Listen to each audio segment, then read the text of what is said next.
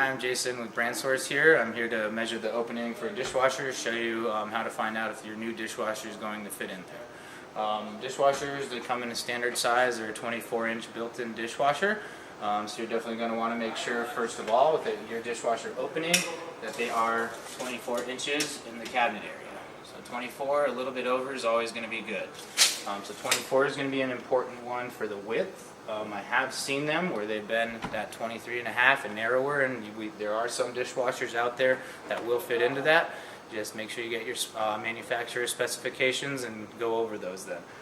The number one thing that we see as a problem with dishwashers is the floor to underside of the counter height. Some of them have a very, very high base and everything to where you really need to have your standard, which is right here, 34 and a half. A lot of times what happens is people do flooring, hardwood floor, tile up to their dishwasher, and then you have the problem of trying to get the dishwasher out and also the new one in. So your floor to underside of the countertop is one that's going to be the most important for you to measure when you're looking for your dishwasher. Thanks again. I'm Jason with Brand Source here, showing you how to measure the opening for your dishwasher.